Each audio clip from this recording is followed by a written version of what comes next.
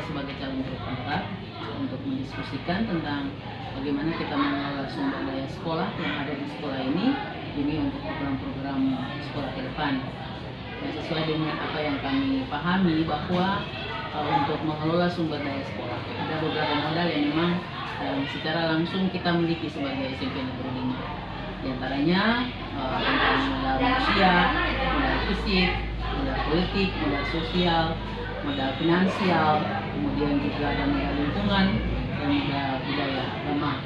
Nah, mungkin dalam kesempatan ini kami ingin berdiskusi dengan Bapak apa saja yang menjadi aset-aset yang menjadi andalan kita untuk perkembangan sekolah ke depan, dilihat dari sisi manusianya, fisiknya dan sebagainya. Oke, jadi terima kasih. Konkretnya SMP Negeri 5 Ambon ini dari sisi sumber daya itu ada yang seperti disampaikan tadi, ada fisik, ada non fisik, dan yang lain-lain. Pada kesempatan ini kalau untuk sumber daya manusia sendiri, SMP Negeri 5 ini mempunyai guru yang tenaga pendidik dan kependidikan itu berjumlah kurang lebih 50 orang. Kemudian kalau jumlah siswa itu kurang lebih 596. Itu kondisi konkret untuk sumber daya yang berada di internal sekolah. Terlepas dari itu, sumber daya manusia yang lain juga kita punya orang tua yang terlibat dalam sebuah organisasi yang dilegalkan oleh pemerintah itu adalah di komite. Sedangkan untuk sumber daya fisik sendiri di sekolah ini kita untuk tahun ajaran 2023 ini kan secara keseluruhan kita punya luas wilayah sekolah itu hampir 1000 meter persegi. 1000 meter persegi ini yang dibagi menjadi kurang lebih ada 19 sampai 20 ruang kelas. Ada ruang guru yang merupakan digunakan dari ruang kelas, ada dua ruang laboratorium, kemudian ada ruang perpustakaan, ada ruang lab komputer, ada ruang kepala sekolah, dan ada juga merupakan ruang WC. Selain ruang bangunan fisik itu ada juga ruang terbuka.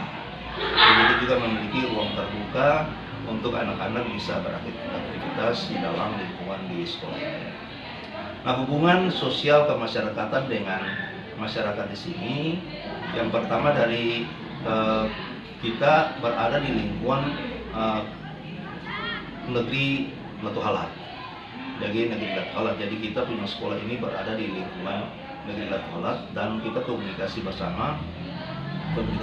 dengan pemerintah Latu Halat. Dari sisi hubungan dengan sosial kemasyarakatan khusus di bidang kesehatan, kita membuat MOU. Jadi kesepakatan bersama dengan Puskesmas Negeri Latu Halat untuk bagaimana Puskesmas Negeri Latu Halat bisa melayani kesehatan bagi anak-anak, khususnya di kelas anak-anak yang sudah usia di kelas 9. Saya kira itu kalau merupakan hubungan dari sosial politik ya, kita sebagai masyarakat pendidikan di sini kita tidak terlibat langsung dalam dunia politik, tetapi kita adalah merupakan bagian daripada masyarakat yang hidup berbaur bersama-sama dengan kehidupan berpolitik. Saya kira itu mungkin yang dapat saya sampaikan di kesempatan ini. Mungkin ada yang lain bisa disampaikan. Jadi kira-kira sepengetahuan Bapak, potensi dari siswa SMP Negeri 5 sendiri mungkin yang bisa dikelola untuk program-program sekolah. Ya. Jadi sebenarnya di SMP Negeri 5 ini dari si sumber daya anak-anak ini mereka punya potensi minimal semua merata.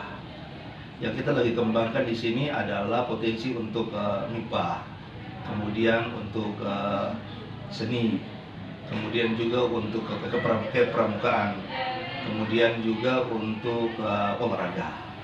Di sini yang lebih menonjol itu untuk olahraga itu untuk karate. Jadi saya kira potensi-potensi ini yang sifatnya akademik dan non akademik itu ada pada siswa yang berada di SMP Negeri 5. Oke Pak, terima kasih atas kesediaannya untuk kita berdiskusi. Kiranya aset yang kita dapat ini bisa dikelola untuk pengembangan sekolah ini. Iya, jadi harapan saya juga dengan demikian, dengan hadirnya guru penggerak termasuk ibu ketua di sini, maka potensi-potensi anak itu bisa dikembangkan dikembangkan lewat jalur-jalur yang lebih baik. Saya kira itu mungkin yang dapat saya sampaikan.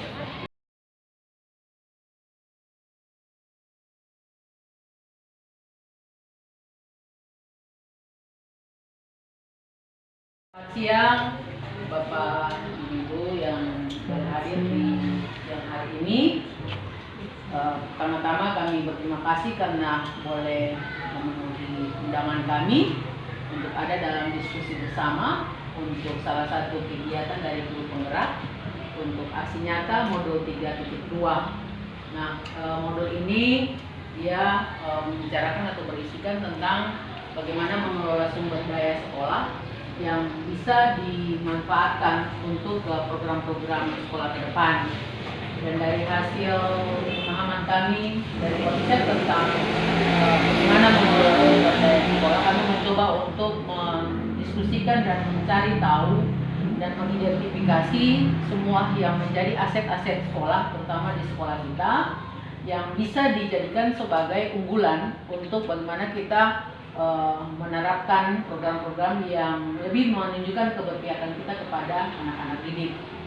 Nah, untuk memberikan konsep atau memberikan pemahaman tentang konsep di modul 3.2 tentang pengelolaan sumber daya sekolah, mungkin saya harus memberikan penjelasan sedikit bahwa yang dikelola oleh sumber daya sekolah itu adalah melakukan strategi atau pendekatan dengan berbasis kekuatan. Artinya bahwa kita tidak melihat kekurangan-kekurangan yang ada di sekolah untuk dijadikan sebagai sebuah masalah, tetapi kita melihat apa yang menjadi potensi yang ada di sekolah ini atau kekuatan yang ada di sekolah ini untuk kita berdayakan menjadi sesuatu yang bisa diunggulkan oleh sekolah. Nah, dari konsep yang kita dapat bahwa ternyata untuk mengelola sumber daya sekolah, kita bisa mengidentifikasi dari 7 modal yang bisa dikelola. Yang pertama itu adalah modal manusia, yang kedua itu adalah modal fisik, yang ketiga itu adalah modal sosial, yang keempat itu adalah modal politik, kemudian yang kelima tentang lingkungan atau alam, dan yang berikut adalah tentang finansial. Nah, menyangkut tentang manusia, di dalamnya bisa meliputi Dewan Guru yang merupakan bagian dari komunitas sekolah, kemudian juga murid, kemudian juga kepala sekolah, kemudian juga orang tua dan komite. Itu yang bisa dikelola untuk bagaimana kita melihat apa yang menjadi aset-aset dari sekolah. Memang sebelum saya melakukan diskusi dengan teman-teman Dewan Guru dan juga pemerhati pendidikan, kami sudah mendapatkan beberapa hal yang sudah dikemukakan oleh kepala sekolah tentang aset-aset yang kita miliki, yang menyangkut dari gurunya, kemudian siswanya dan sebagainya. Nah, untuk fisik bisa kita menyangkut sarana prasarana, dari banyak kepada sarana prasarana, kemudian menyangkut sosial, bagaimana hubungan kita dengan masyarakat, dan juga tentang politik, bukan mengajarkan kita tentang bagaimana kita harus berpolitik, tetapi ada unsur-unsur yang terkait dengan aturan-aturan yang bisa menjadi pegangan untuk bagaimana menjadi daya dukung bagi sekolah ini untuk mengelola sebuah sekolah yang menunjukkan keberpihakan kepada siswa. Kemudian lingkungan, sepanjang ini kita melihat bahwa lingkungan SMP 5 sungguh asri dan memang itu bisa dijadikan sebagai aset untuk kita kelola program-program yang ada di sekolah ini. Saya kira itu yang perlu saya sampaikan. Mungkin teman-teman, Bapak Ibu Guru bisa memberikan masukan kepada saya dalam hal mengidentifikasi apa-apa saja yang bisa dikelola, yang mungkin setahu Bapak Ibu yang saya tidak tahu. Jadi kita mencoba untuk mengidentifikasi dari sisi manusianya, dari sisi fisiknya, atau modal lingkungannya, kira-kira SMP 5 ini punya kekuatan-kekuatan apa yang ada di sekolah ini yang bisa diberdayakan. Ya, saya kasih kesempatan, mungkin ada yang mau berbicara dari ketujuh modal ini, saya kasih kesempatan. Silakan bebas saja, ada yang mau sampaikan sesuatu, dipersilakan. Mari Bapak Ibu, kalau Bapak Ibu lihat dari ke 7 modal ini, kira-kira yang kita punya kekuatan di modal manusianya. Kalau dari sisi murid apa? Mungkin Bapak Ibu pernah ada dengan anak-anak di kelas, Bapak Ibu sudah bisa membuat pemetaan kira-kira kita punya anak-anak di SMP 5 ini kira-kira punya kekuatan di siswa itu apa yang bisa kita kelola, atau sepanjang Bapak Ibu lihat di guru-guru kita apa kekuatan yang bisa menjadi andalan yang nanti kita buat jadi contoh. Misalnya Bapak Ibu, kalau kita mau buat acara nih, misalnya suatu acara, mungkin kita lihat acaranya kita tidak usah ke gedung lagi karena memang kita punya lingkungannya bisa kita berdayakan, atau kita tidak perlu undang artis karena kita mungkin punya guru-guru bisa nyanyi, atau kita tidak perlu undang sanggar manapun yang bisa untuk mengisi acara karena ada potensi dari anak-anak. Itu yang nanti harus kita lihat di situ. Silakan Bapak Jawa mungkin. Terima kasih Bu. Saya melihat dari modal finansial. Jadi kalau bicara finansial kekuatan di sekolah ini mestinya rujukannya harus dua. Satu, finansial yang berasal dari pemerintah. Dua, finansial yang berasal dari orang tua. Nah, hanya saja saya lihat bahwa finansial yang berasal dari orang tua ini tidak dikelola secara baik.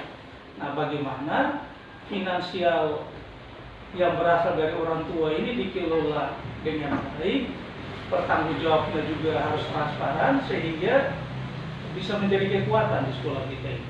Bahkan itu sementara seperti itu. Terima kasih. Jadi untuk finansial, kalau saya lihat dari lembaga kita ada bisa sumbernya bisa dari pemerintah dana BOS, tetapi juga dari komite. Ya, mungkin ada yang lain lagi untuk modal yang lain. Kami persilakan. Ibu Patian, silakan. Ya, terima kasih. Mungkin saya lebih terfokus pada modal fisik ya.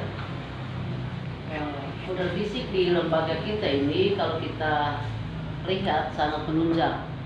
Di antaranya perpustakaan, laboratorium.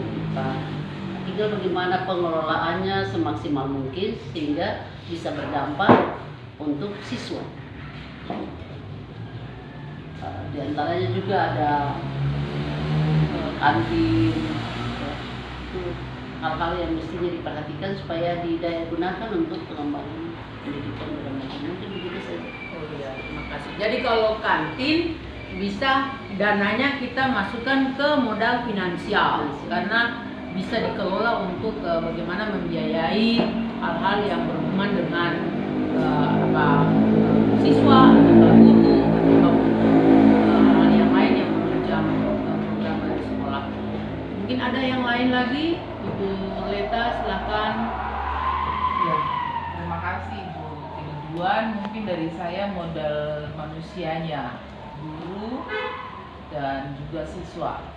Untuk guru, kita punya potensi gurunya sudah maksimal, artinya satu, dan ada kemampuan-kemampuan yang potensi yang bisa dikembangkan, misalnya sekolah menggalakkan atau membuat ekstrakurikuler untuk sains supaya anak-anak bisa mengikuti lomba-lomba sains itu, dan guru-guru IPA atau matematika itu bisa mengembangkan diri sehingga menjawab tantangan di masa depan, karena ada lomba-lomba sains yang dilakukan oleh Bupati atau secara nasional, dan itu membutuhkan kerja dari Bapak Ibu guru untuk menginput anak-anak yang punya potensi di bidang itu. Oke, baik, terima kasih Bapak Ibu sekalian yang boleh memberikan masukan kepada saya. Apa yang tadi disampaikan akan kami masukkan dalam notulen untuk sebentar menjadi bahan untuk dikaji dan dianalisis supaya ini menjadi sesuatu yang nanti direfleksi oleh kita sebagai ekosistem dari sekolah ini, baik sebagai siswa, sebagai guru, tapi juga orang tua dan sebagainya, untuk kita merancangkan, mendesain program-program yang memang memang betul-betul bisa menjawab kita punya anak-anak punya kehidupan masa depan.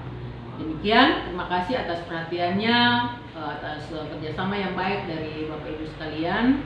Kiranya apa yang menjadi cita-cita dan harapan kita untuk pengembangan lembaga pendidikan ke depan akan tercapai.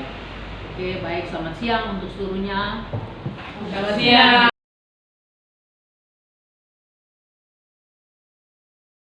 Siang ibu-ibu beserta dengan para siswa yang berkenan hadir di siang hari ini. Selamat siang untuk semuanya. Selamat siang, Ya, hari ini saya sebagai calon guru penggerak Berajin Kehidupan Angkatan 7 Kota Ambon dari SMP Negeri 5 Ambon akan mensosialisasi bagaimana pengelolaan sumber daya yang ada di sekolah kita untuk program-program ke depan. Dan untuk mengelola sumber daya sekolah, maka kita menjadi peluang untuk kita kelola sebagai komunitas di sekolah ini untuk bagaimana program-program ini bisa diunggulkan sebagai sesuatu nilai jual yang baik bagi sekolah kita. Nah, baik untuk apa yang akan saya sampaikan tadi, kita akan diskusikan secara bersama-sama. Mungkin dalam diskusi ini saya akan menerima pendapat dari siswa dan juga mungkin dari guru yang memberikan masukan berkenaan dengan aset-aset yang mungkin selama ini kita sudah tahu tetapi belum mengelolanya dengan baik. Nah, untuk mengetahui konsep tentang apa itu aset dari sekolah kita, kita dijabarkan dalam 7 modal. 7 modal yaitu yang pertama modal manusia, yang kedua modal fisik, yang ketiga modal sosial, yang keempat modal budaya dan agama, yang kelima modal finansial, dan juga ada di dalamnya juga tentang lingkungan dan alam. Nah, semuanya itu modal-modal yang tadi saya sampaikan semuanya itu ada. Dan mungkin hari ini yang berkenan hadir adalah dari kepala tata usaha dan juga dari bendahara untuk rutin dan juga dari tenaga tata usaha yang boleh hadir dan siswa. Mungkin kita sama-sama akan berdiskusi kira-kira apa yang bisa menjadi masukan bagi kita sepanjang kita melihat tentang aset-aset yang ada di sekolah ini. Ambil contoh misalnya untuk modal manusia. Modal manusia di dalamnya kita bicara tentang guru, kita bicara tentang tenaga kependidikan, kita bicara tentang kepala sekolah, kita bicara tentang orang tua, dan kita bicara tentang siswa. Nah, mari mungkin dari siswa yang mau memberikan masukan kepada kita semua, kira-kira kalau dilihat dari sisi siswa, potensi-potensi atau aset apa yang bisa dikembangkan dari siswa? Kami persilakan.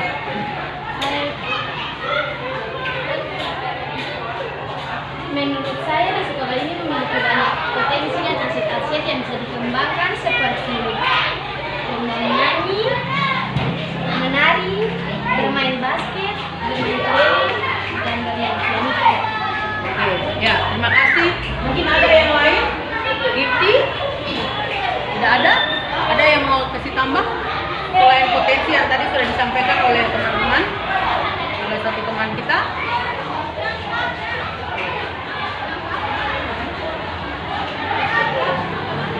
Belum ada?